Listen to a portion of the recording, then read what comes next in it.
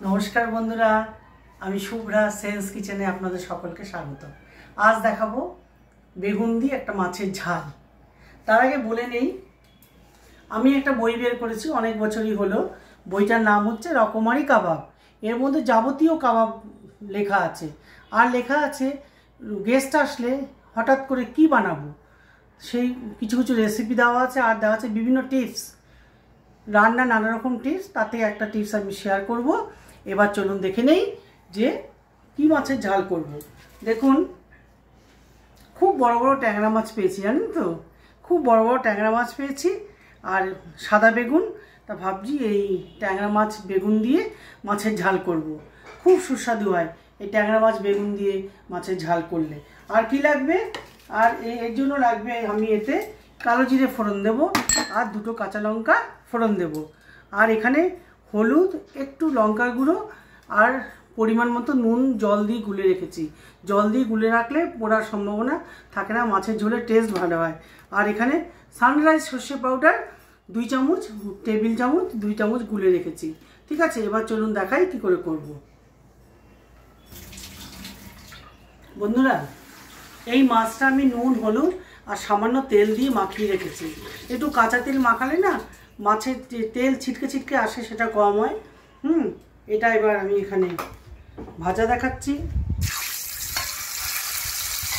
ভেজে নেব চটপট।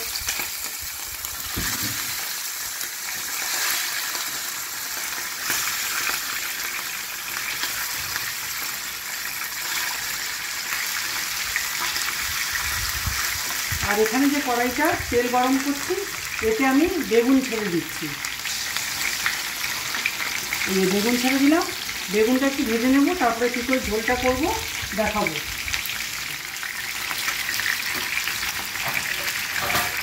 মাছটা দুটিতে একটু ভালো করে ভেজে নেব। খুব যে কড়কড়া করবো তা না, খুব একবারে কড়কড়ে মাছ ভাজলে কী হয় সবসময় মাছের টেস্টটা চলে যায়। আর এখানে বেগুনটা ফ্রাই হচ্ছে, দুটো একসাথে করছি তাড়াতাড়ি হবে বলে। আর একটু বাকি মাছটা আর একটু হলেই হয়ে যাবে, তারপরে ঝাল কী করে করবো দেখাবো। এখন বেগুনটা ভাজা হয়ে গেছে, এটাকে তুলে নিই। বেগুনটা ভাজা হয়ে গেছে, এটাকে তুলে নিলাম।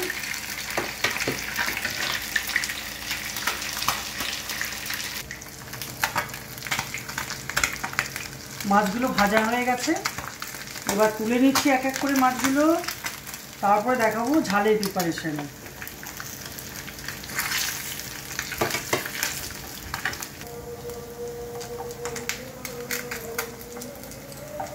ব্যাস মাছ ভাজা সব তুলে নিলাম, বেগুন ভাজা তুলে নিয়েছি। এবার ঝালটা কি করে করব দেখাবো। তেল যা আছে যথেষ্ট, আর দরকার নেই। এবার আপনাদের দেখিয়ে দেই। দেখুন কালো জিরে ফোড়ন দিলাম, একটা মাপ মতো রেখে দিয়েছিলাম। একটু ভাজা হলে এই নিয়ে কাঁচা লঙ্কাটা দিয়ে ফোড়ন দিয়ে এবার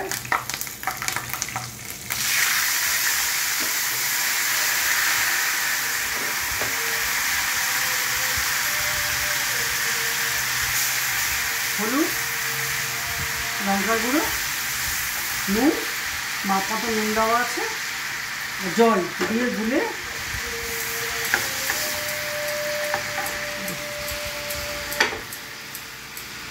এবার মাপ মতো জল দিচ্ছি। একটু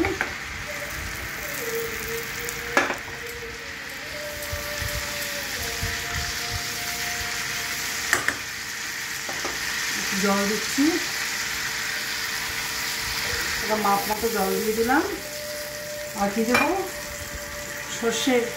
সানরাইজ সর্ষে পাউডারের গুঁড়োটাও দিয়ে দিচ্ছি।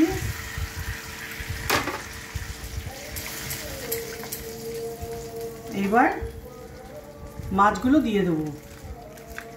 এইভাবে ঝাল তৈরি করে দেখবেন, ভীষণ সুস্বাদু হয় খেতে, ভীষণ। এইভাবে আপনি ইলিশ মাছ, বেগুন দিয়ে ইলিশ মাছ, বেগুন দিয়ে পাবদা মাছ, আমি ট্যাংরা মাছও করলাম, খেয়ে দেখবেন আর জানাবেন কেমন লাগলো আপনাদের, কী ধরনের রান্না দেখতে চান। তার সাথে সাবস্ক্রাইব, লাইক, শেয়ার অবশ্যই করবেন। আপনাদের একটা লাইক শেয়ারের আমার কাছে অনেক দাম।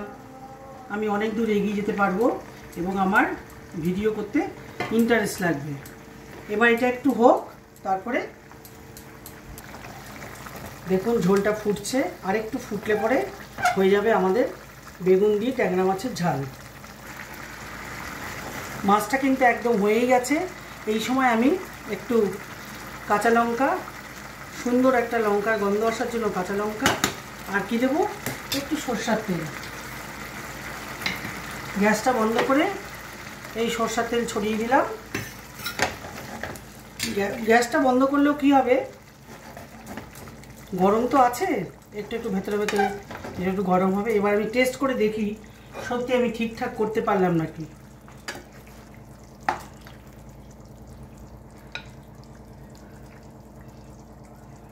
একটু দেখি সব ঠিকঠাক হলো নাকি, টেস্ট করে বলছি আপনাদের, একটু ধৈর্য ধরুন।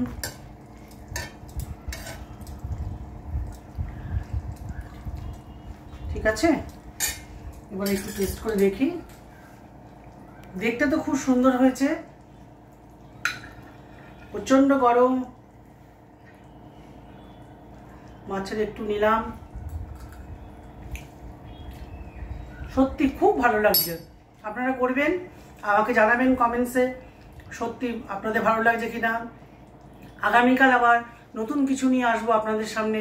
এখনকার মতো টাটা।